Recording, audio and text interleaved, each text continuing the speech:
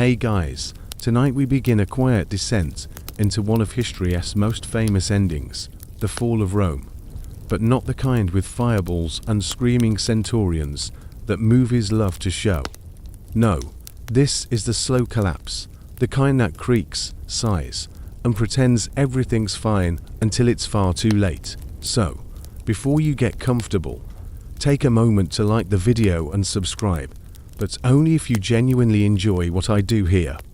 And while you're at it, let me know in the comments where you're listening from, and what time it is where you are. It's always strangely comforting to know we're all falling asleep to the same story, just under different skies. Now, dim the lights, maybe turn on a fan for that soft background hum, and let's ease into tonight's journey together. The city of Rome, the eternal city, as its poets love to say, is still standing for now. The streets are quieter than they used to be, but the marble still gleams where sunlight catches it, and the air still smells faintly of wine, olive oil, and horse manure, the sacred trinity of Roman urban life. It's the late 4th century. The empire is technically intact, if one ignores the borders slowly evaporating in the north. Inside the city, life carries on with a sort of stubborn grace. Senators glide through the forum in their bleached togas, still debating taxes and morality, as though the world isn't falling apart outside the walls. Bakers open their shops before dawn, pounding dough with rhythmic, weary hands. Street vendors shout over one another, trying to sell figs, garum, and gossip. And in the distance, bells, church bells, that's new. A generation ago, temples to Jupiter and Mars dominated the skyline. Now, it's domes and crosses. Rome, the empire that once fed lions with Christians, now builds cathedrals for them. The contrast would be funny, if it weren't so deeply confusing to the people living through it. Some still sacrifice in secret, muttering prayers to old gods before attending church. Others burn incense for saints, but still swear by Jupiter when angry. It's not hypocrisy, it's habit. Civilization doesn't change overnight. It just adds new rituals on top of old ones, and hopes no one notices. A senator might leave the baths and visit a shrine, then complain over dinner that slaves these days have no manners. A priest might preach humility in the morning and lunch on silver platters by noon.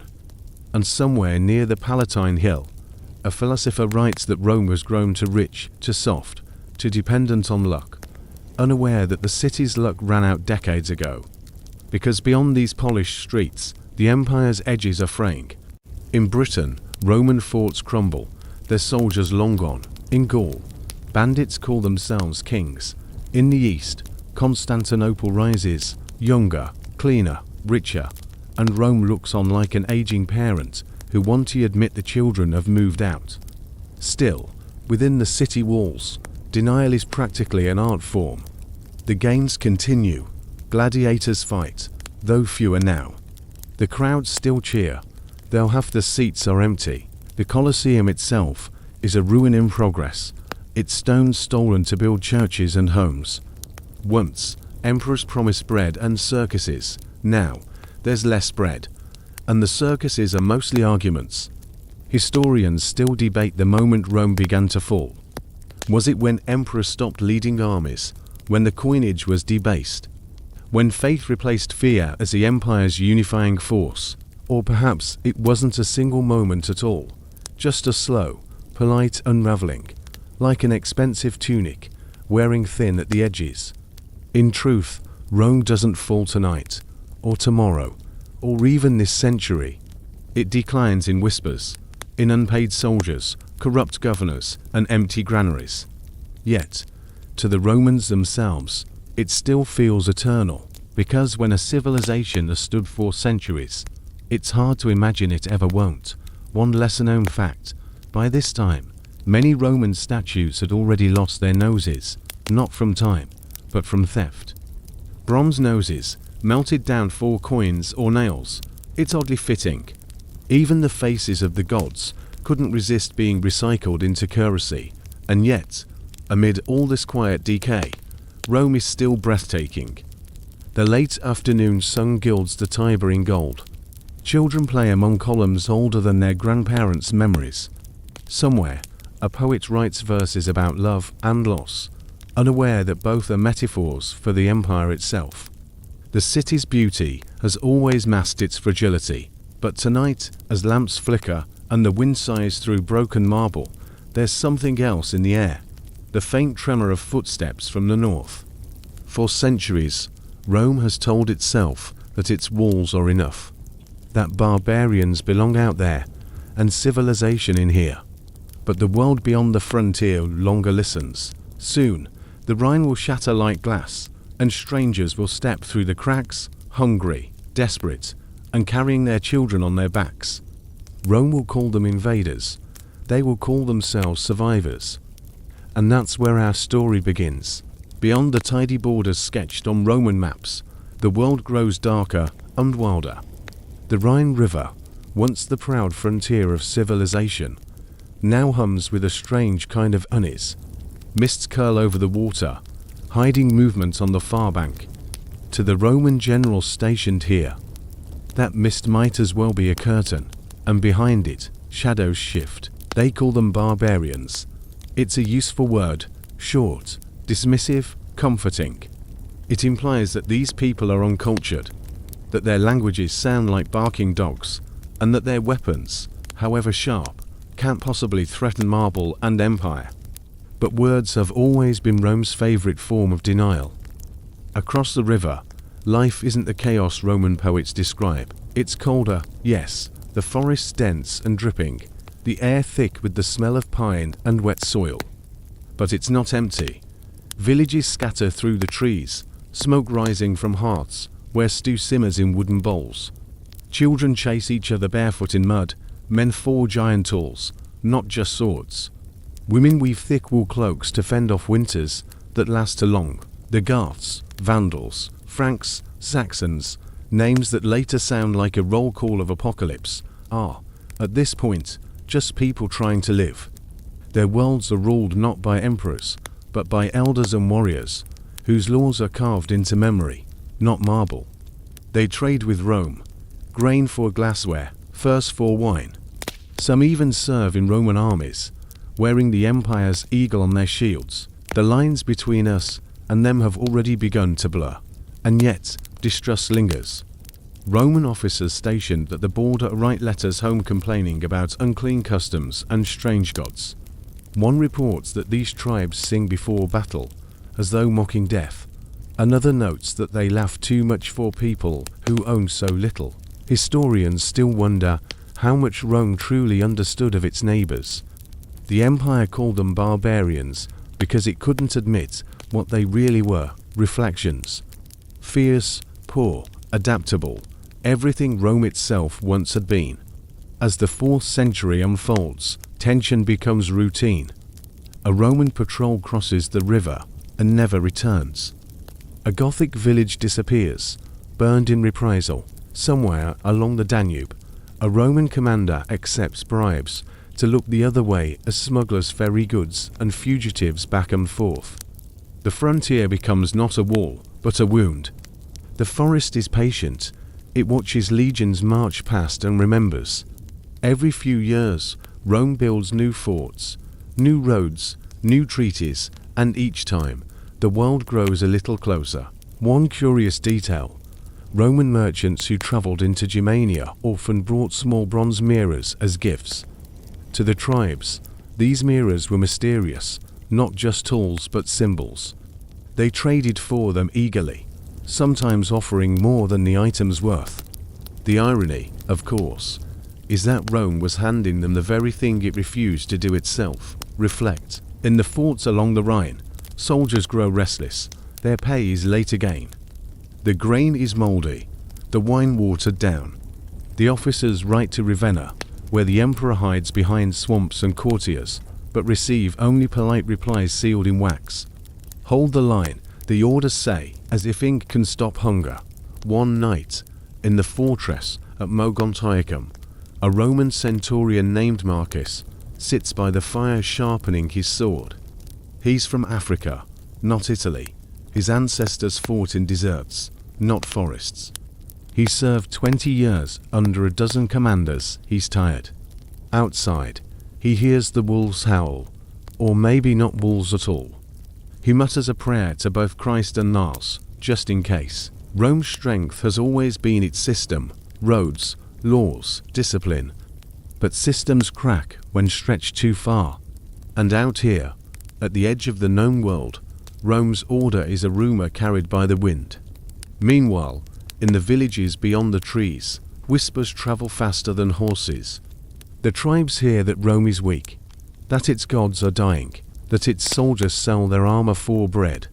They don't yet dream of conquest, just survival. But survival has a way of becoming ambition. The first small raids are not wars.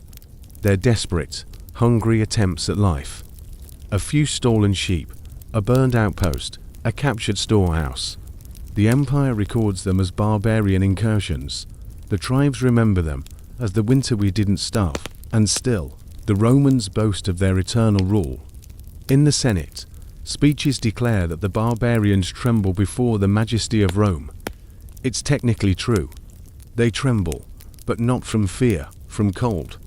The Rhine keeps flowing, silent and indifferent. The same river that once mirrored the march of Caesar's legions now reflects torches from both banks, to worlds staring at each other through fog, pretending they are not already entangled.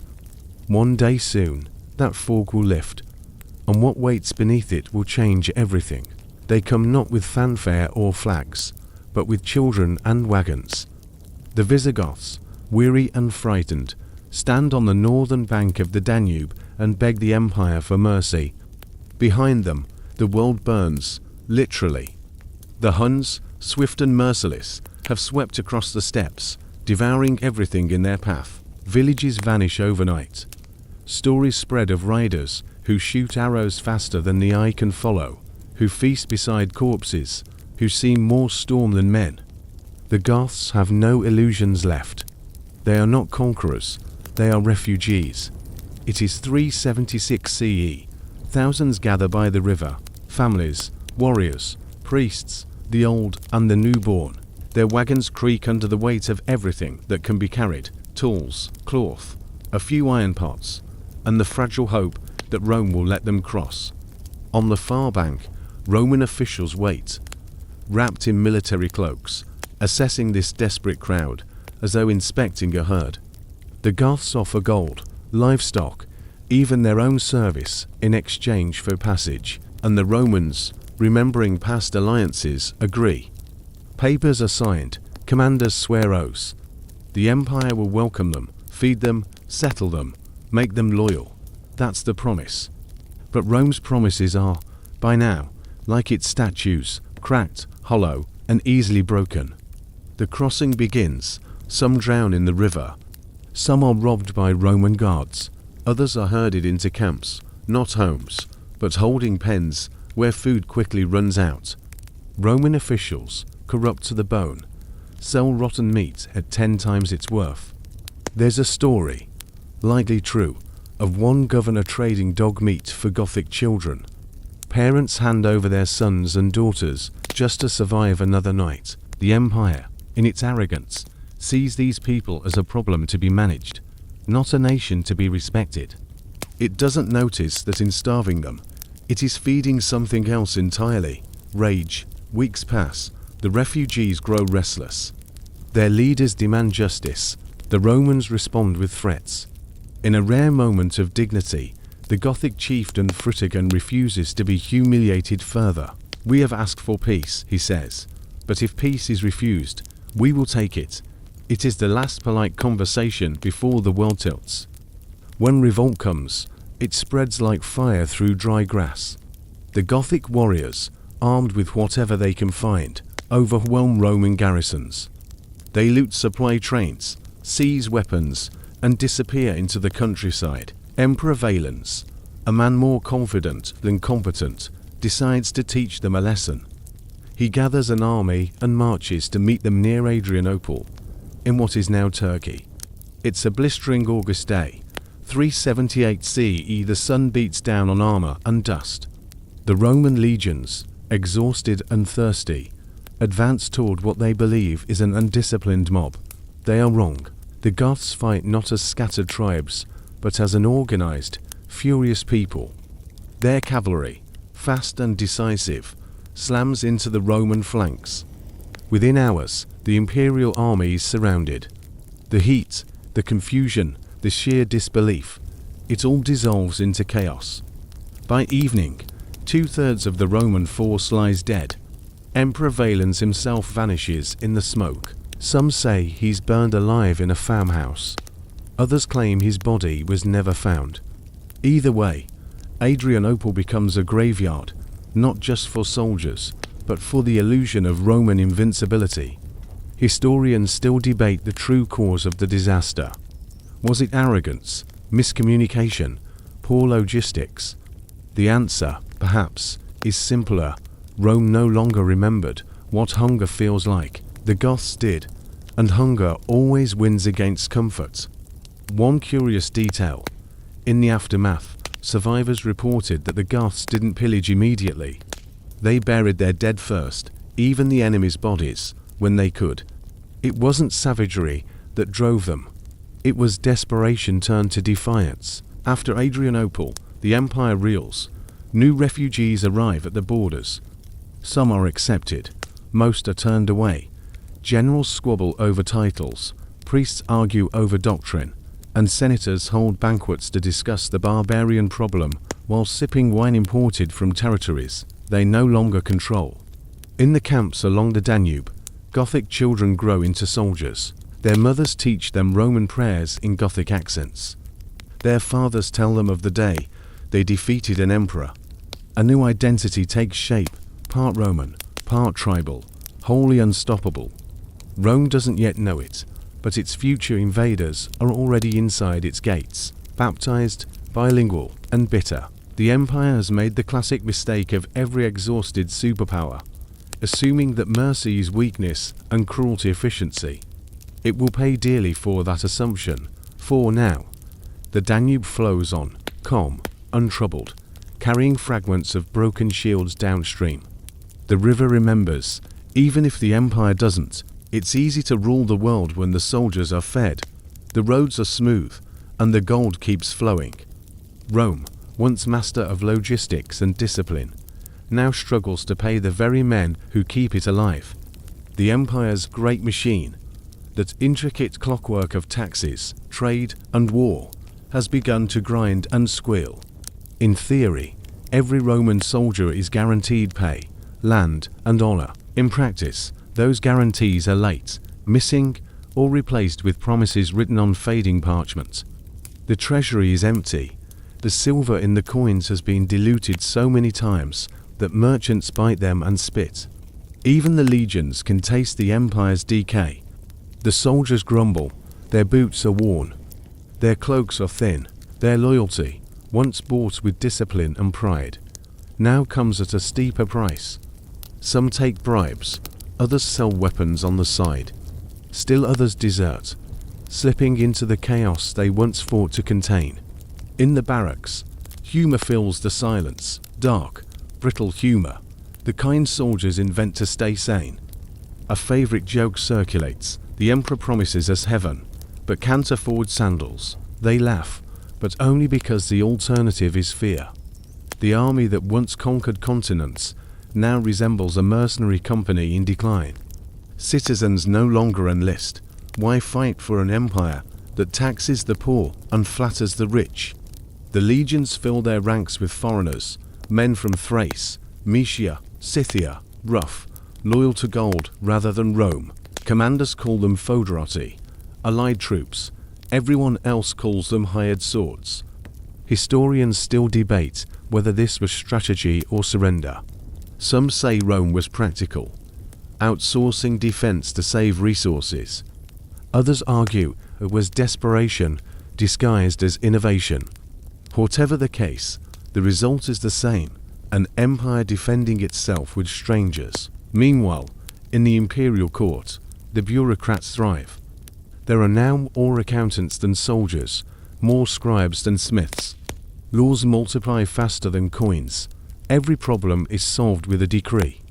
Every decree creates new problems. The army begs for supplies and receives instead a beautifully worded memo. One lesser-known fact: the Imperial Post, once the fastest communication system in the world, now delivers messages months late. Horses are stolen, roads unmended, milestones buried under weeds. By the time orders reach a frontier, the frontier has moved. In the capital, the Senate blames moral decline. It's the Empire's favorite scapegoat. Senators claim the youth are lazy, women too independent, soldiers too greedy, and gods too quiet. What they don't mention is that most senators haven't left their estates in decades. Their villas are filled with imported marble and unpaid servants. Their only battle is with indigestion. And yet, even now, Rome still believes it can manage the world with paper and speeches. The city's voice, that commanding Latin rhetoric, once bent nations to its will. Now it echoes down half-empty forums, convincing no one but itself. In a dusty province, a legion stands watch over a crumbling wall. The officer, once proud, now counts the days until his discharge. The men are restless, their pay delayed again. Nearby villagers whisper that the army is weaker than ever. Bandits test the borders, raiding caravans and vanishing into the hills. When the officer sends word to the capital for reinforcements, the reply comes weeks later: hold firm. Glory to Rome. He burns the letter for warmth. One night, a unit of auxiliary soldiers decides it's had enough. They abandon their post and head south, not to fight, but to find food. Along the way, they loot a town. Word spreads quickly. Roman soldiers have turned on their own. The Empire shrugs. It's happened before. It will happen again. Still, not all is lost. There are generals who remember what Rome once was. Men of grit and stubborn faith. They train what troops they can, repair what walls they must, and remind their men that the eagle standard still means something. But even they can't fight hunger with speeches or fix loyalty with taxes. Rome's greatest enemy has never been the barbarian at the gate. It's the bureaucrat in the palace, the senator in denial, the system that rewards caution and punishes competence. Empires rarely die from invasion alone. They collapse under the weight of their own paperwork. There's a saying that drifts among the soldiers: better a barbarian with bread than a Roman with promises. It's not treason. It's exhaustion. In the taverns of Gaul and the marketplaces of Hispania, people mutter that the empire has grown old. Once, to be Roman meant pride.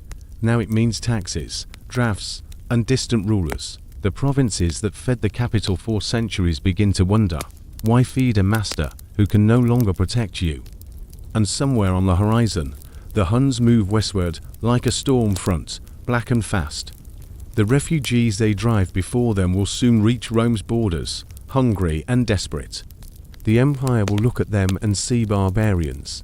It will not recognize the mirror. The city of Ravenna doesn't look like a capital. It's damp, grey, and surrounded by swamps that smell faintly of decay. The sea's too close, the mosquitoes too familiar, and the marble too green from humidity. Yet this is where the emperor lives now, not in Rome, not in Milan, but here, in a palace built on soggy ground. It's the 5th century, and the empire has moved into hiding. Inside the palace, candles flicker over polished mosaics depicting emperors who still look heroic, at least in glass. Courtiers whisper about treaties, taxes, and omens, but mostly they talk about dinner.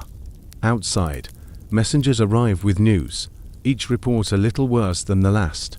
Grain shipments delayed, armies unpaid, towns burned, provinces gone silent. The emperor, Honorius, prefers not to read them. He's not evil, just overwhelmed. He's the kind of ruler history forgets, not because he did too much, but because he did nothing at all. One anecdote, possibly true, possibly too perfect, tells that when Honorius heard Rome was perished, he wept, until someone clarified.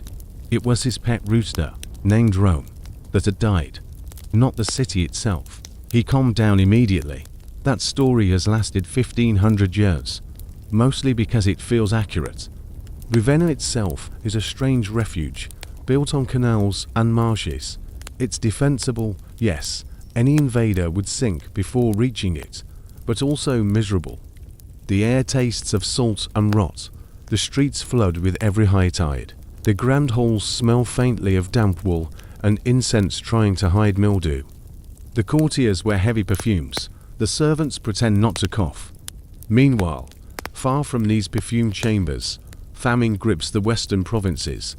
In Gaul, crops fail again. The roads are unsafe. Raiders take what they need, and peasants hide what they can. In one village, a farmer buries his grain in clay pots under the floor. His neighbors find out and kill him for it. No one calls it a crime, just survival. The divide between rich and poor has never been wider.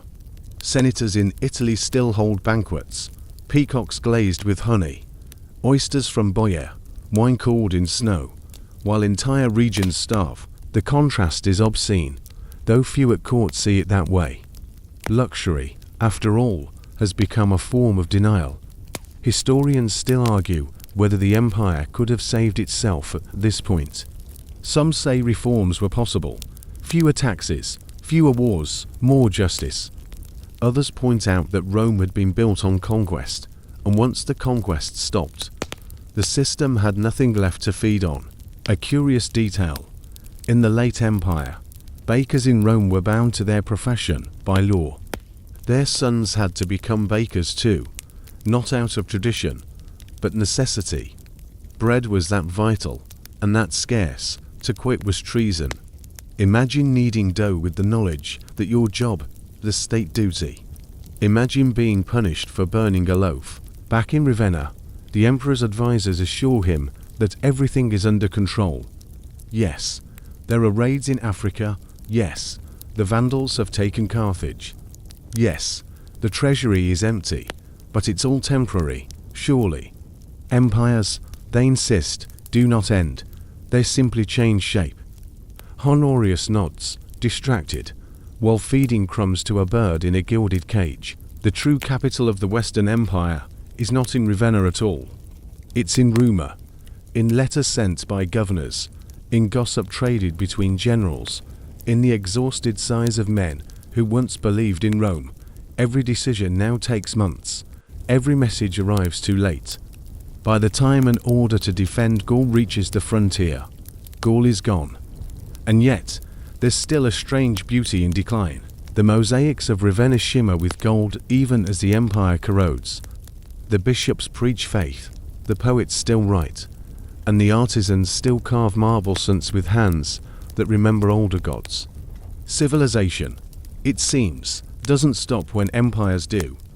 It just keeps making art while the roof caves in. One night, a messenger arrives from Africa. Drenched and trembling, he brings news. The Vandals have burned the grain ships. The empire's bread basket is lost. No more African wheat. No more steady shipments to feed Italy. The court falls silent. The emperor retires early.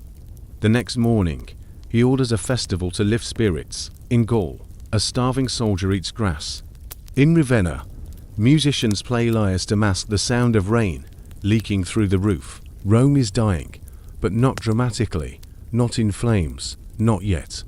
It's dying the way great things often do. Quietly, bureaucratically, beneath the polite shuffle of documents and the soft rustle of silk. The swamps outside Ravenna will preserve its walls for centuries. The emperor's name will fade faster. Across the endless plains of the east, something terrible is stirring. It doesn't move like an army. It moves like a storm. A storm on horseback. The Huns have arrived.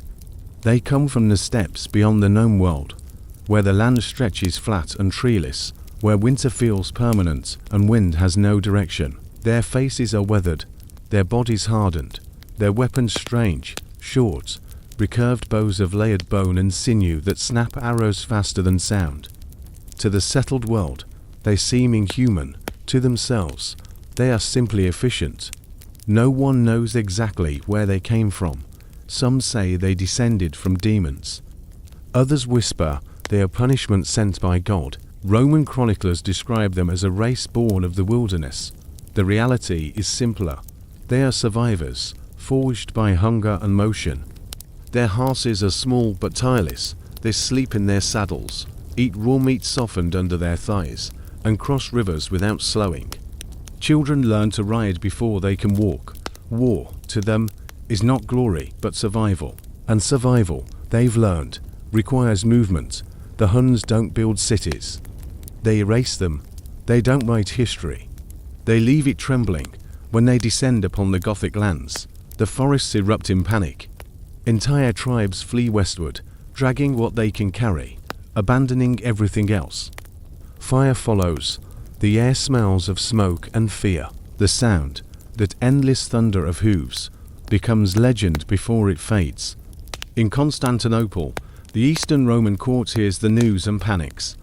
They fortify walls, send envoys, and, most importantly, pay. Gold, livestock, titles, anything to keep the Huns moving away. Tribute, they call it, bribery, in practice. It works, for a while, but tribute is like blood to sharks. The more they receive, the more they demand. By the mid-5th century, their leader emerges, a man named Attila. Not a myth, not a monster, but something worse, a strategist. Small, wiry, sharp-eyed, Attila is no brute. He knows that fear can conquer faster than swords. He studies his enemies, uses their divisions, exploits their arrogance. He speaks several tongues, negotiates with bishops and generals, and smiles rarely, but deliberately. His tent, chroniclers note, is simple, wooden table, iron goblet, coarse linens. He disdains luxury. His soldiers see that and love him for it. Even his enemies grudgingly admire the discipline he commands. When his riders cross into Roman lands, they come like locusts. Not in a line, but in waves. Towns vanish before scouts can even report their names. The empire's maps become useless, too slow to keep up with the destruction. Historians still wonder if Attila ever truly wanted to destroy Rome, or if he simply enjoyed making it tremble. He had learned one of history's most effective lessons, that an empire's wealth is best harvested through fear. One curious detail: when Attila's envoys arrived in Italy, they were astonished to see paintings depicting the Huns as horned devils. They laughed. "If your artists had seen us," one said, "they'd know we need no horns to frighten you." The Western Empire, of course, cannot bribe forever. The gold runs out. The promises rot. When Attila turns west, there's no money left to stop him. His advance is eerie. Villages empty before he arrives. Churches fall silent. Refugees clog the roads. The empire's once proud army retreats, unwilling to face the horsemen who ride with wind itself. In Ravenna, the courtiers panic. Some suggest peace, others prayer, others flight. The emperor's advisors draft letters begging the Eastern court for help. The East, sensibly, sends polite replies and no troops. In Gaul, however, something strange happens. The Romans, Franks, Visigoths, enemies for generations, realize they share a common problem. It's remarkable what fear can accomplish. They form an alliance under a general named Flavius Itius, one of the few men left who still remembers how to lead.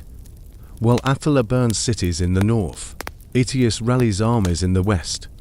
The roads fill with soldiers who barely speak the same language, who have no shared loyalty except survival. But somehow, it works. When the two forces finally meet on the Catalonian plains, the air itself seems to hold its breath. Dust, wind, banners, the smell of sweat and horse, the old world and the new staring each other down. The result will not be clean, but for now, as the sun sets over fields already soaked in dread, Rome still has a heartbeat. The plains of northern Gaul stretch endless and open, the kind of place where sound disappears into horizon. By late afternoon, the air is thick with dust, banners snapping in the wind, and the steady, nervous breath of tens of thousands of men who know they might not see another dawn. This is the Catalonian plains. For a 51 CE Itius, Rome's last great general, faces Attila the Hun. It is not just a battle. It is the empire's last performance, half tragedy, half miracle. The army that Aetius commands is a strange, uneasy alliance.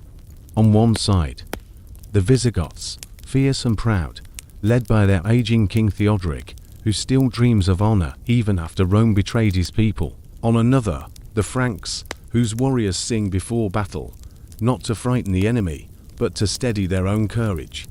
And among them, what's left of Rome's legions, disciplined but thin, their armor patched, their morale brittle. Against them stands Attila's heart, a living sea of hearses, shimmering with movement. Their banners are black, their armor plain, their arrows countless. The ground trembles as they shift into formation, their chanting low, rhythmic, unsettling. Historians still argue who struck first. Some say the Huns began the charge with a wall of cavalry that hit like thunder. Others claim Aetius drew them in deliberately, letting the alliance strike from both flanks. The truth, as usual, is probably both, chaos pretending to be strategy. The battle rages 4 hours, dust swallows sunlight, horses scream. The sound of impact, metal on bone, bone on dirt, echoes across the plain. Somewhere amid the confusion, Theodoric the Visigoth falls from his horse, crushed beneath hooves. His men, enraged, fight harder. The line holds, Attila's center falters. And then, silence. When night comes, both armies are too broken to move. The field is a graveyard. Men crawl through the mud, looking for water or friends. Aetius walks among the wounded, his armor dented, his face grey with exhaustion. Attila, meanwhile, withdraws to his camp, furious but alive. He orders a wooden barricade built from the bodies of his dead, a defense made of the fallen. It's grim, but effective. The next morning, the alliance stands ready to finish the job. But Aetius hesitates. Here lies one of history's quiet mysteries. Why didn't Rome crush the Huns while it could? Some claim Aetius feared victory more than defeat, that destroying Attila would leave the Goths too powerful. Others think he was simply pragmatic. Rome no longer had the men to waste on a final charge. Either way, he lets Attila retreat. For now, civilization has survived, barely. The Huns are repelled, the empire still stands, and poets will later call it the battle that saved the world. That's only half true. What it really saved was time. A curious detail. In the aftermath, scavengers combed the battlefield not for weapons, but for belt buckles. The Huns' bronze clasps were prized, lightweight, intricate, decorated with animal motifs. Roman merchants later sold counterfeits of them across the empire. Even in defeat, Attila set a fashion trend. Aetius returns to Ravenna a hero, though not for long. The court whispers that he's too powerful, too independent. The emperor, Valentinian III, insecure, jealous, and historically short-sighted, invites Aetius to the palace one afternoon for consultation. During the meeting, he draws his sword and stabs him to death. One historian dryly wrote, "The emperor cut off his right hand with his left." Without Aetius, Rome's last good general, the empire becomes headless. Attila, meanwhile, recovers and looks south. Italy lies before him, weakened, starving, and defended. He crosses the Alps with his riders, burning everything in his path. Ochel air falls, Milan empties, refugees flood toward the coast. When he reaches the Po River, he's met not by armies, but by priests. Leading them is Pope Leo I, dressed in white, carrying only a cross. Accounts differ on what happens next. Some say Leo's calm words and solemn courage moved Attila to mercy. Others whisper that a plague had already broken out among the Huns, and he simply turned back. Either way, Attila withdraws. For the Romans, it feels like divine intervention, God himself protecting his city. For the Huns, it's logistics. For history, it's irony. Attila returns east and dies soon after, reportedly from a nosebleed on his wedding night, an absurdly anticlimactic end for the scourge of God. His empire collapses within months. The storm passes, leaving only silence and smoke, but Rome doesn't celebrate long. The alliances it forged to survive the Huns begin to unravel. The Visigoths, the Franks, the Vandals, they all remember how weak the empire looked, how easy its riches seemed. The battle may have saved Rome's body, but its soul is already spent. The plains where it all happened are quiet now, wildflowers growing through old bones, the wind sighing over forgotten graves. History calls it victory, nature calls it spring. The sea has always been Rome's moat, the glittering boundary between its world and everyone else's. For centuries, the Mediterranean was called Mare Nostrum, our sea, but now, in the twilight of the 5th century, the sea is no longer Roman. It belongs to the Vandals. Yes, those Vandals, the ones history turned into a synonym for destruction. Though, to be fair, they probably earned it. They came from across the Rhine decades ago, drifting south through the ruins of Gaul and Spain like smoke after a fire.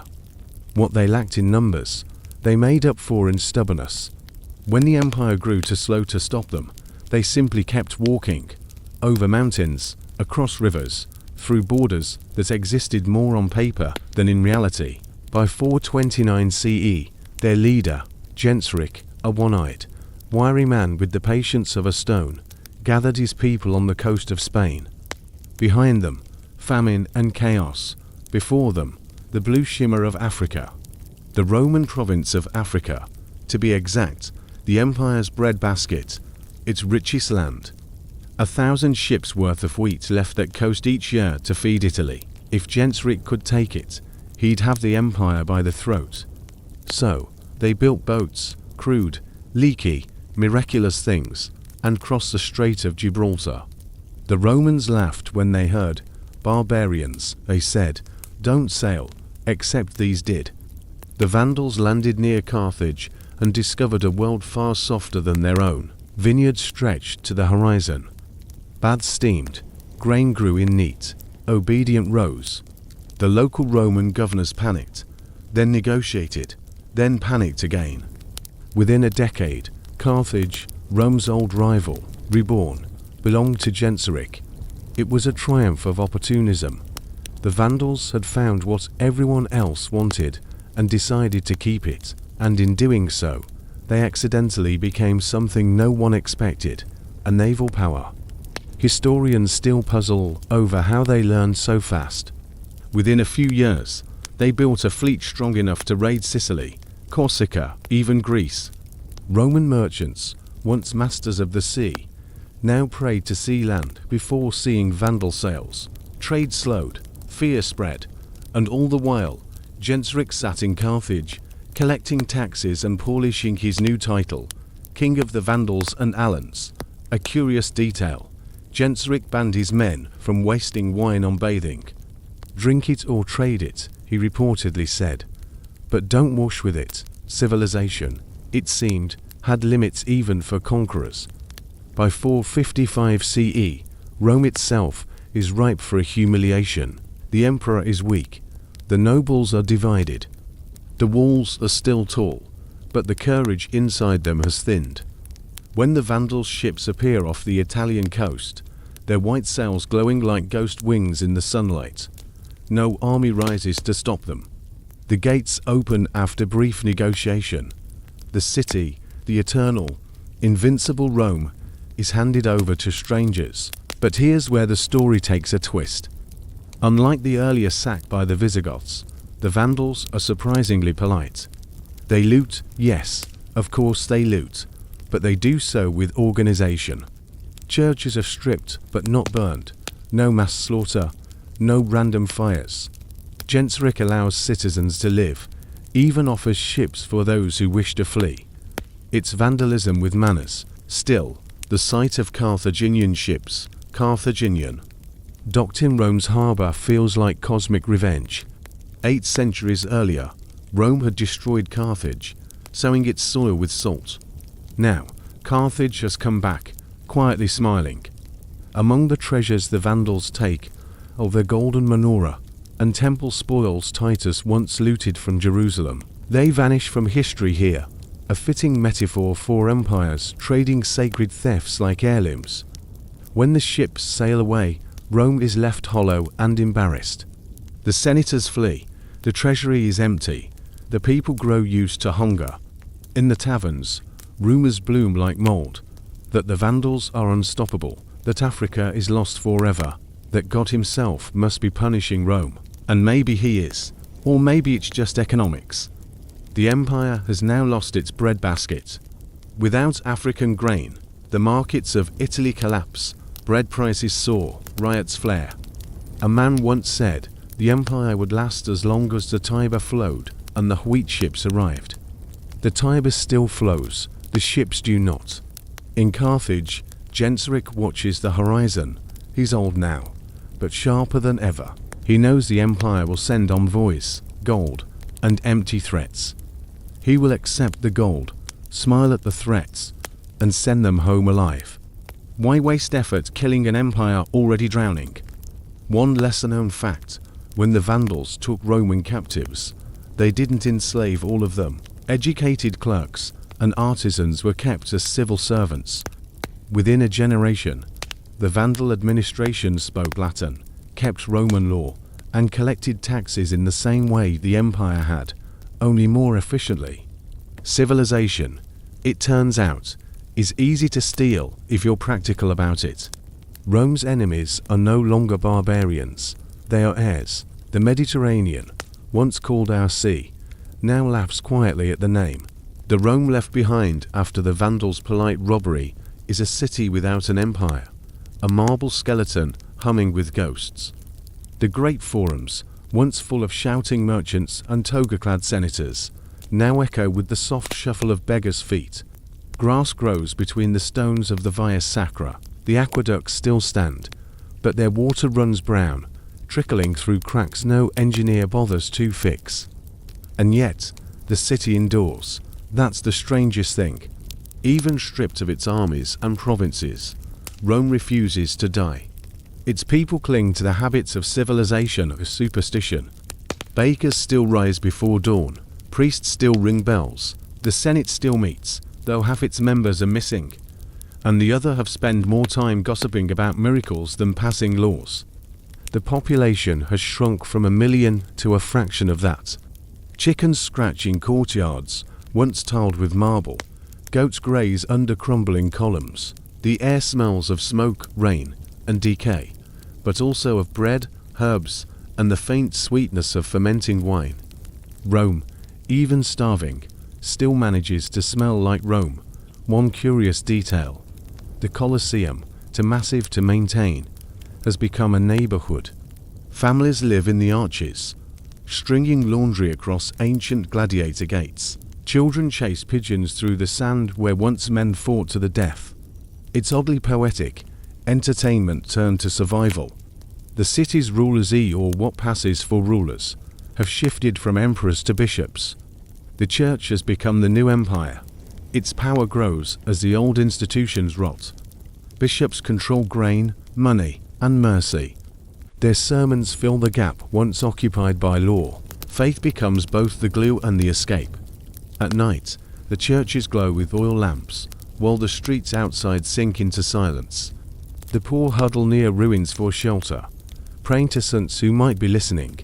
The rich retreat to villas, if they still have them, behind gates guarded by men too hungry to be loyal. Rome's grandeur now lies in memory. The statues of gods still stand, but headless.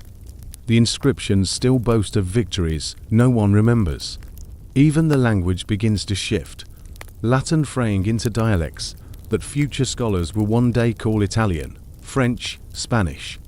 The empire is breaking not only politically, but linguistically, splintering into the future's many voices. Historians still argue which loss mattered more, the land or the language. Perhaps both. Empires die not in flames, but in syllables. In the markets, trade continues in miniature. Merchants sell figs, olive oil, scraps of silk from the east. A handful of coins changes hands, each worth less than it used to be. Barter returns, a loaf of bread for a jug of wine, a cloak for a pair of shoes, Civilization reduced to its simplest form, transaction and trust, and yet, there are small comforts. Spring brings wildflowers blooming in the cracks of the forum, the air smells clean after rain.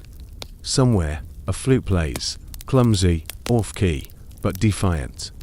One lesser-known fact: after the Vandal sack, some Roman aristocrats returned to the city and paid to repair the public baths, not because they expected crowds, but because they couldn't stand the thought of the empire without hot water.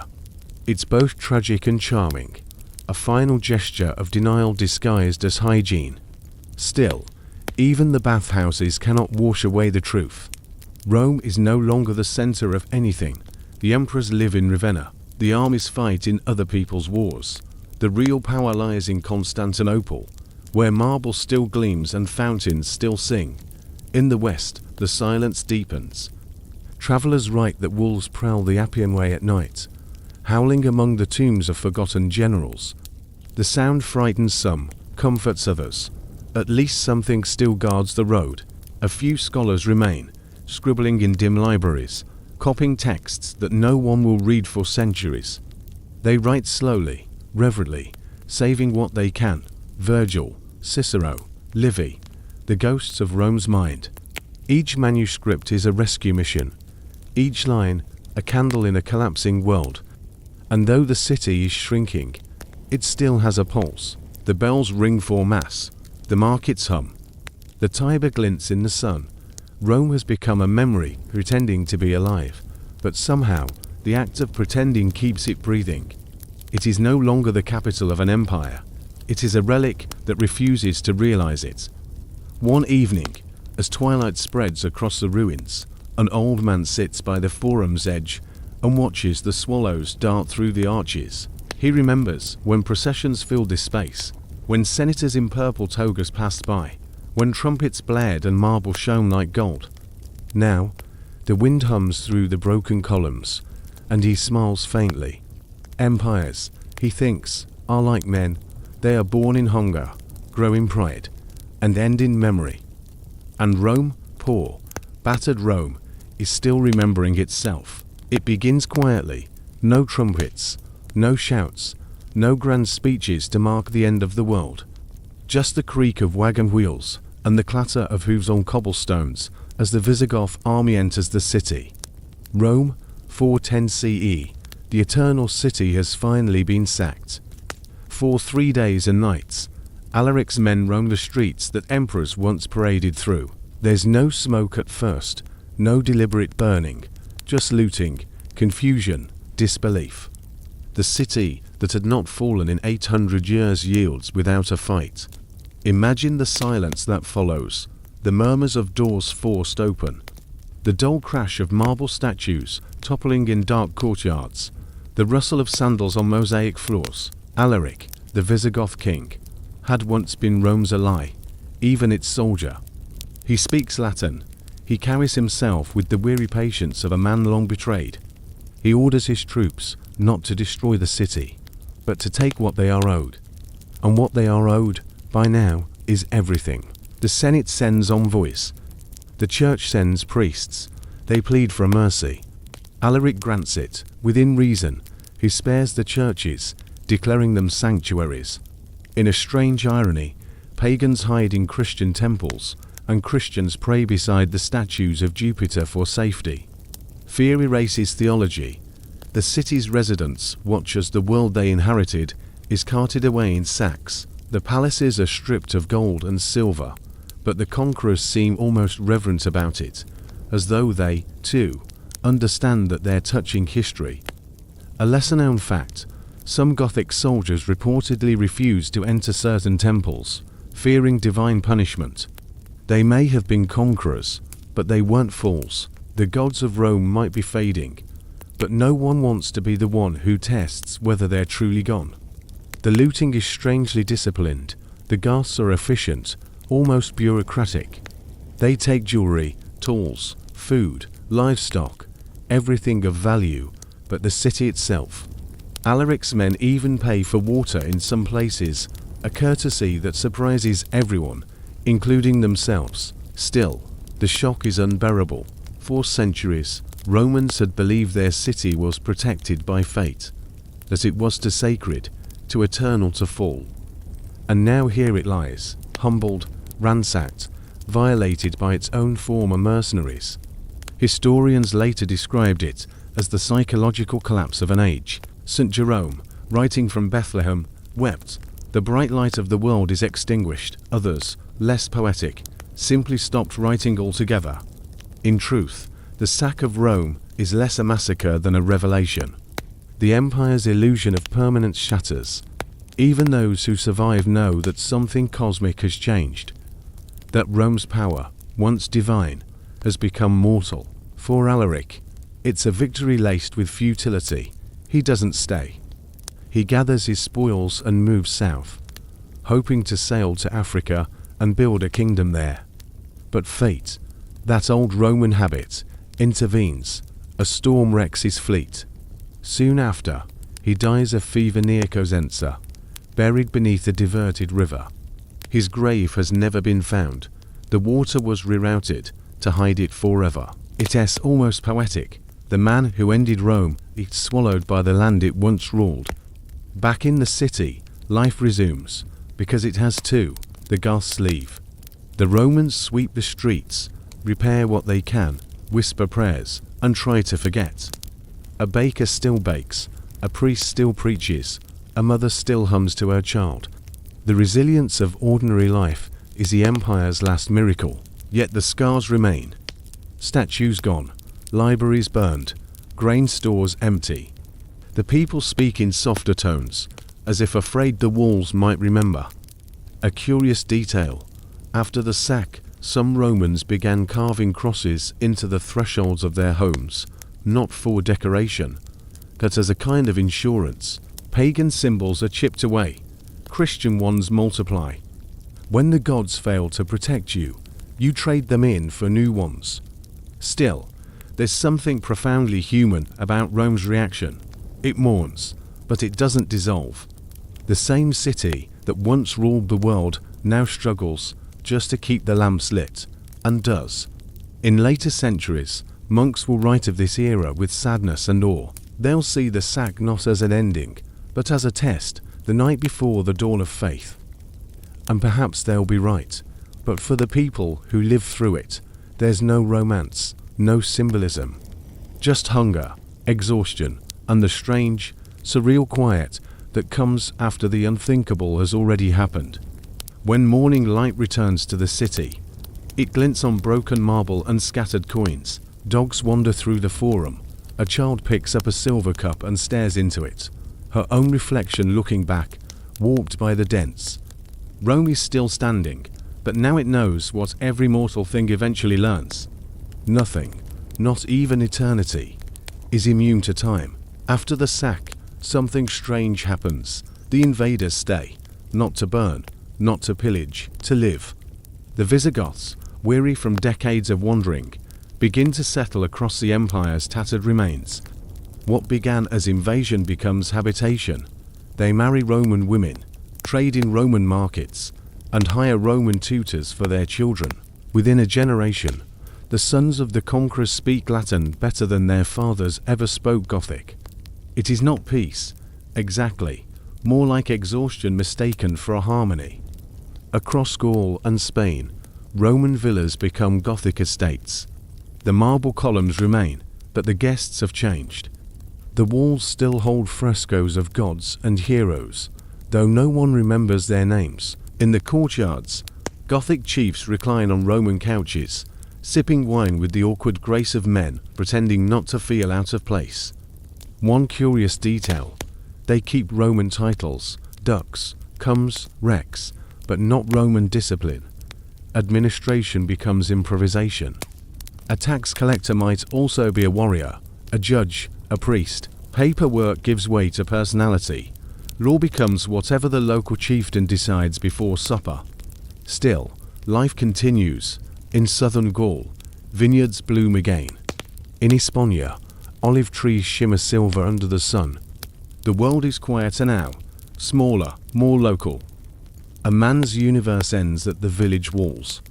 The empire that once stretched from Scotland to Syria has shrunk into memories and ruins. The children born in this new world grow up without nostalgia. They've never seen legions march or aqueducts flow. To them, marble ruins are simply convenient places to graze goats or hold market stalls. They don't call themselves Romans or barbarians. They are just people who live among the stones of something great. Historians still debate whether this era was decline or transformation. Was the empire dying, or simply evolving into something new? The truth is untidy. Like all endings, civilization didn't vanish. It changed language, shape, and costume. The Goths built churches where temples once stood, wrote laws where swords once ruled. In their own awkward, patchwork way, they kept the idea of Rome alive. A lesser-known fact: some Gothic nobles began collecting Roman books. They couldn't read them, but they recognized their power. Libraries, once plundered for firewood, were now status symbols. Owning knowledge, even unread, became fashionable again. Civilization, ever resourceful, hides in vanity when it can't find protection elsewhere. Yet beneath this fragile peace, there's tension. The Romans still see the Goths as crude imitators. The Goths see the Romans as fragile relics. The lines blur over generations, but resentment lingers. The empire may be gone, but the habit of hierarchy remains. In the former provinces of the West, life regains rhythm. Markets reopen, taxes return, crops grow. But something fundamental has changed. Time itself feels different. The centuries of expansion, of conquest and construction have ended. The world no longer moves forward, it drifts. At night, under oil lamps and fading stars, elders tell stories that begin not with once upon a time, but when Rome still ruled, to their grandchildren. These tales sound mythical, like talking beasts or distant gods. Rome becomes legend, too vast to have been real, and yet, its echoes remain everywhere, in the stones of roads that still guide travelers, in Latin prayers whispered by monks who barely understand the words, in the shape of laws that still begin with lex, the Roman word for rule. Somewhere near the Pyrenees, an old Roman mason still carves inscriptions. Though fewer people now can read them, he chisels slowly, each letter a small act of defiance. Everything passes, he mutters, but stone remembers. A vandal merchant passing through pauses to watch. "What are you writing?" he asks. "History," the mason says without looking up. The man laughs softly and walks on. The mason keeps carving. It has the perfect image of this half-vanished world. Barbarians buying wine in Latin from priests who still quote Cicero, on roads built by emperors whose names no one remembers. The empire is gone, but its habits are ghosts that refuse to leave.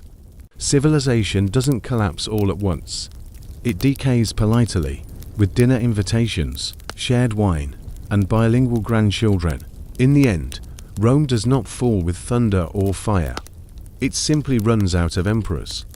It's 476 CE, and the Western Empire has been reduced to ceremony. The imperial court in Ravenna still holds banquets, issues decrees, and seals them with solemn wax, but no one listens. The provinces have drifted away, the armies belong to mercenaries, and the treasury has the echo of a coin purse that's been empty 4 years. The last emperor, fittingly, is a boy. His name is Romulus Augustulus, a title so grand it almost feels like a joke. Romulus, like Rome's mythical founder, and Augustulus, little Augustus, like a child-sized echo of the empire's golden age. He's barely in his teens, crowned not by destiny, but by paperwork. His father, Orestes, is the real power behind the throne, a clever bureaucrat trying to pretend the Western Empire still exists.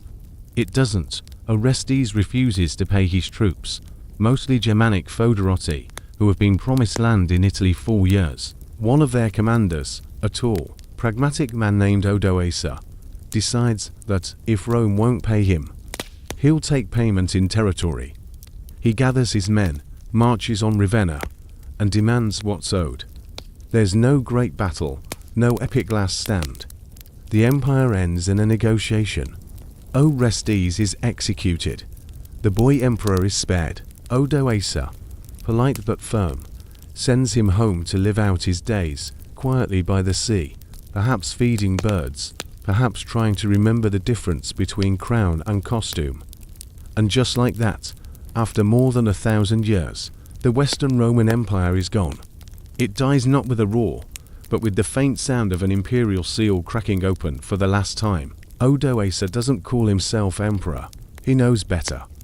He writes to the Eastern Emperor in Constantinople, the one who still has an army, a treasury, and delusions of control, and offers loyalty in exchange for legitimacy. Constantinople agrees, because it's easier to approve a usurper than to fix a corpse. Historians mark the date as the end of the Roman Empire in the West, but the people living through it probably didn't notice. The baker still bakes, the farmer still plows, the priest still prays. Empires end quietly for the people at the bottom. It's only the historians who hear the crash. A curious detail. Odoacer continues to mint coins with the emperor's face on them for a while. Old habits die hard. The Curacy says Rome, even when Rome no longer means anything more than a postal district. For the first time in history, there is no emperor in the West. The idea that ruled the world, the sacred fiction of eternal Rome, has evaporated into air. The Senate still meets, though mostly for nostalgia. The Church, already accustomed to power, steps in to fill the void. Bishops, not generals, now decide the fate of cities. It is an elegant irony. The empire that once crucified Christians now ends with Christians quietly inheriting its bones. One lesser-known fact: when Odoacer took Ravenna, he forbade his men from looting. He saw himself not as a conqueror, but as a caretaker. He preserved the city's libraries, its churches, even its bureaucracy. The paperwork continued, same clerks, same ledgers, just a different name on the top of the page. This is what the fall of a civilization looks like. The same desks, the same pens, the same signatures, until one day, no one remembers what the signatures were for. Romulus Augustulus fades from history after this. No records of his death, no monuments, no martyrdom. Just silence, fitting, perhaps, for a child asked to wear an empire like an oversized cloak. His name, though, endures. The first Roman, Romulus, and the last, also Romulus. History has a sense of humor. In Constantinople, the Eastern Empire, the Byzantine world, continues, insisting that Rome isn't dead at all. It's simply moved. Bureaucrats, they will keep calling themselves Romans for another 1,000 years, long after everyone else has switched to Greek. Denial, as always, is civilization's most enduring art, and so the empire ends not in defeat, but in redefinition. Rome does not fall. It transforms, disperses, reincarnates in cathedrals, kingdoms, and laws. The eagle lands, folds its wings, and becomes parchment and prayer. The boy who once wore a crown watches waves crash on the Italian shore. The last emperor of a vanished world. He does not know that, in some far-off monastery, monks will copy his story onto a page that will survive 1,000 more years. Empires die, paper lasts. In the years that follow, the legions vanish. The proud eagle standards, once carried across continents, now lie rusting in forgotten armories or buried under moss and dirt. The men who once served Rome scatter, some into obscurity, some into other people's wars, some into song. They call themselves milites exiles, soldiers in exile. There's something haunting about them, veterans of a world that no longer exists, still marching in formation out of habit, still polishing helmets no one commands them to wear. A few find work guarding caravans, or fighting for petty kings who don't understand Latin but appreciate discipline. Others simply drift. One curious detail: in southern Gaul, a small village legend tells of an old soldier who drilled the local boys every morning, shouting orders in a language they didn't know. They thought it was magic. Centuries later, the village militia used his same maneuvers without knowing their origin. A ghost of the legions, still moving through time. The empire is gone, but its rhythm remains. Across Europe, the ruins of Rome become quarries. Temples turn into churches, theaters into fortresses, aqueducts into bridges. Farmers plow through marble, builders carve new doorways into ancient baths. Civilization recycles itself with pragmatic indifference. And yet, something invisible lingers, a habit of order, a memory of discipline. The roads still connect what's left of the empire like veins in a corpse that refuses to decay. Travelers follow them, priests bless them, merchants depend on them. The legions once patrolled these paths with banners high. Now, monks walk them barefoot, whispering psalms. Historians often say the fall of Rome ushered in the Dark Ages. But darkness isn't quite the right word. It's more like twilight, the soft, flickering light after sunset, when shapes blur but don't disappear. Knowledge hasn't vanished.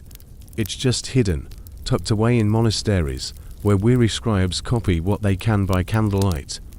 A former legionary might wander past one of those monasteries and not recognize it for what it is, the new Rome reborn in silence. Meanwhile, in Constantinople, the Eastern emperors still write letters to the West as if nothing has changed. They refer to Italy as the provinces, as though Odoacer were just another governor who forgot to send taxes. The delusion is almost touching. The ghost of empire rules through paperwork long after its body has turned to dust. In the ruins of Britain, a rumor spreads of a warlord who fights under a dragon banner, leading remnants of Roman-trained soldiers against invading Saxons. His name drifts through history. Artorius, maybe, or something like it. Some say he's the seed of the Arthurian legend. If so, then even myths are the empire's orphans. There is a bitter beauty in this. How Rome dies, and yet keeps echoing through everything that follows. Its laws shape kingdoms. Its architecture defines cities. Its legions become legends. Its emperor saints. Its language prayer. Still, the ghosts of the legions wander. In northern Italy, a traveler writes of seeing an old man polishing a sword under a tree, his armor mismatched, his eyes far away. He spoke of a river and the city of marble, the traveler records. I did not understand his words, but he saluted me before I passed. One lesser-known fact, even centuries later, medieval armies still drilled in formations based on Roman manuals, though the names had changed. The idea of the century, the cohort, the camp, these things endured long after their creators were dust. Order outlives power. The fall of Rome, it turns out, didn't scatter its pieces, it transplanted them. Each new kingdom carries a fragment, a legal code, a road, a word. Like seeds blown from a dying tree, they take root everywhere. The former soldiers who wander these lands don't know that. They just know that once they belonged to something vast, something orderly, something that gave meaning to their marching. Now, they follow no banners, but memory. At night, by the fading light of campfires, they tell stories of emperors and battles, of discipline and glory. The young men listening half believe them, half think they're mad. But when dawn comes and those same men march to war, their lines straighten instinctively. The old rhythm returns. The ghost of Rome marches with them, and somewhere, in the sound of synchronized footsteps on an ancient road, history quietly keeps time. In the East, the empire refuses to admit it has fallen. It simply changes its name. Constantinople, the new Rome, rises like a polished reflection of what the old city used to be. Its walls are stronger, its treasury fuller, its streets alive with merchants speaking half a dozen languages. The Byzantines, as later ages will call them, never think of themselves as anything but Roman. The West may crumble, but they still sign documents Imperium Romanum. Denial, when performed with confidence, becomes identity. Here, the past lives on, not in ruins, but in reinvention. Senators wear silk instead of togas, soldiers wield curved swords instead of gladi. The emperors pray in cathedrals instead of temples, yet still dream of Jupiter's thunder When they speak of God, it's the same empire, rewritten for a new audience. One lesser-known detail: Byzantine children still study Homer and Virgil in school, though the world they describe no longer exists. Imagine reading about chariots and marble forums, while the real chariots rot and the forums grow weeds. It's nostalgia disguised as education. The Eastern emperors watch the West's decay with equal parts pity and satisfaction. We are still Rome, they tell themselves. They were only pretending when Odoacer sends word that he's ruling Italy in the emperor's name. Constantinople nods indulgently, the way a rich relative tolerates a poor cousin. But beneath that pride lies fear, because they know how thin the line is between survival and ruin. Constantinople's splendor depends on trade routes, taxes, and luck, the same fragile threads that once unraveled in the West. Still, for now, the city thrives.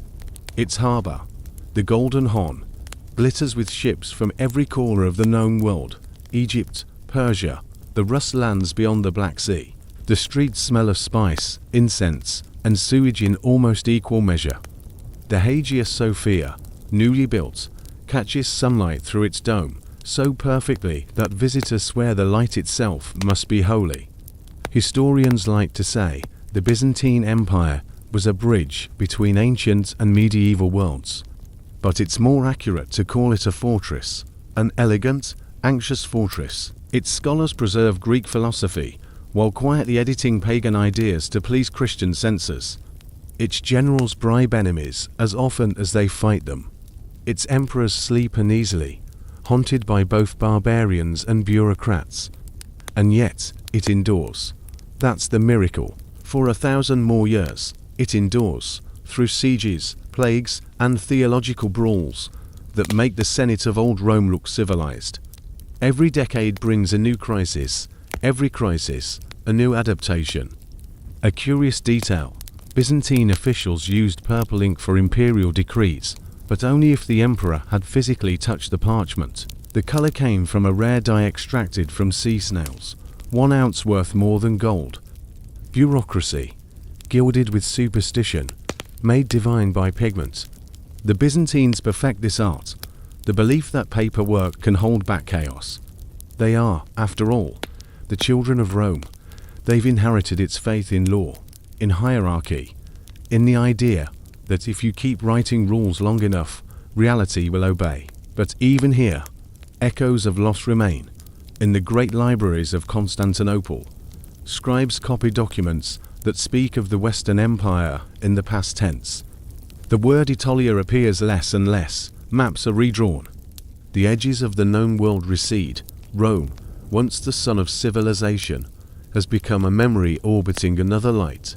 Still, the Byzantines carry the torch. Their soldiers guard borders that stretch from Egypt to the Balkans.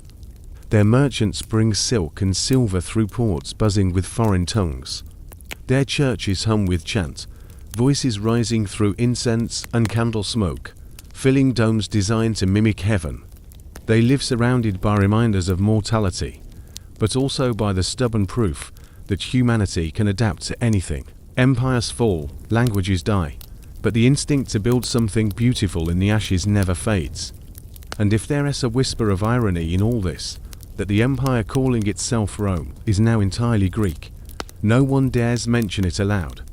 Reality, like marble, is easier to polish than to question. So the story continues, quietly and magnificently. Rome, under a new name, pretending not to be dead, outliving every expectation, until, one day, even this second Rome will hear the knock at its gates. But that, mercifully, is centuries away. For now, the domes still gleam, the ships still sail, and the scribes still dip their pens into purple ink, determined to keep writing the word Rome as long as the letters will fit. Centuries pass, the marble crumbles, the Latin fades, but the ghost of Rome keeps whispering through time. Empires rise, kingdoms quarrel, priests argue, all of them, in one way or another, Rome's unruly children. By the 6th century, the western lands are fractured into small kingdoms. Italy, Gaul, Spain, each ruled by men who call themselves kings, but secretly envy the old emperors. The roads still lead to Rome, but now they're overgrown and lonely. Pilgrims walk where legions once marched, carrying relics instead of spears. Yet even in ruin, the empire has done something extraordinary. It has taught the world how to imitate it. Every ruler who comes after steals a little from Rome, its laws, its symbols, its arrogance. The Frankish kings claim to be the new Caesars. The church claims to be the new Senate. Even the barbarians wear Roman-style crowns and stamp coins with Latin inscriptions they can't read. Civilization has become costume. One lesser-known detail. In medieval France, peasants still called the old Roman roads the emperor's paths. They didn't know which emperor, just that there had once been someone powerful enough to make the earth obey straight lines. Rome's afterlife is not glorious, but it's thorough. Its architecture becomes blueprint, its bureaucracy scripture. Monks in cold stone monasteries copy Cicero and Augustine by candlelight, each stroke of ink an act of resurrection. They don't understand all the words, but they understand the need to preserve them. That instinct, to keep the light alive even when no one is left to see it, is the most Roman thing of all. In time, the empire's bones become the skeleton of Europe. Roman law shapes courts, Roman roads shape nations, Roman ruins shape imagination. The world has changed beyond recognition, but the echoes remain, deep, rhythmic, almost biological. The empire is dead, yet everything still beats to its pulse. Historians still debate what Rome really was. A city, a system, a story. Perhaps it was all three. A city that built a system that became a story, and stories, inconveniently, do not die. In the libraries of Constantinople, scholars copy manuscripts that will one day reawaken the West. In the dusty churches of Italy, Latin hymns echo words, once sung to Jupiter, now whispered to Christ. The gods have changed names, but the cadence is the same. A curious fact, when Charlemagne was crowned emperor of the Romans in the year 800, he laughed, a little embarrassed, a little triumphant. Everyone in the cathedral knew it wasn't true, yet everyone also knew that, somehow, it was. The title had outlived the reality. Rome had become the idea of power itself. That's what makes it eternal. Not its armies, or marble, or maps, but the imagination of everyone who came after. Rome survives in the lines of aqueducts, still standing against the sky, in the Latin phrases buried inside modern tongues, in the very notion of law, of citizenship, of empire. Even in rebellion, humanity cannot help but build in Rome's shadow. And perhaps that's the real lesson. No empire ever truly falls. It simply becomes background, part of the soil that new worlds grow from. Tonight, if someone were to walk through the ruins of the Forum, they'd hear nothing but wind and the soft shuffle of stray cats. Yet beneath their feet lies a city that once ruled continents. Beneath the earth, layers of mosaics, bones, and broken amphorae, still sleeps the hum of the past. Somewhere, a bell tolls from a church that stands where a temple once did. The sound drifts through twilight, mingling with the rustle of cypress leaves. For a moment, the centuries collapse into one long, steady breath. The empire is gone, the world it built remains. Rome, in all its contradictions, brutal, brilliant, absurd, magnificent, continues to live, not as a place, but as a rhythm in human history, a heartbeat that refuses to stop. The story settles now, like dust on marble after footsteps fade. The echoes quiet, the city's dim. What remains is the rhythm, that slow, steady pulse that has never quite gone silent. Take a deep breath. Imagine the warmth of an ancient sun setting over ruined stone, the smell of rain on old streets, the murmur of time smoothing sharp edges. Every empire ends, every monument cracks, but the world always finds a way to soften what it breaks. Somewhere, the Tiber still flows beneath the bridges Romans built. Children still toss pebbles from its banks, unaware they're playing in history's reflection. Above them, Swallows circle the same sky that emperors once prayed to. Time forgets names, but remembers patterns. The marble crumbles, the parchment yellows, but the idea that fragile human need to build, to organize, to believe in order, endures. It's what makes us more than dust. So tonight, as the last fragments of Rome fade into twilight, let your thoughts drift with them. Let go of the noise, the battles, the banners. The empire has fallen, but peace remains, quiet and ambitious, alive. Breathe in. Feel the weight of history ease off your shoulders. Exhale. The centuries unravel. The ruins grow soft under moonlight. The world turns, unbothered, steady as ever. Empires come and go. Rest is what survives them.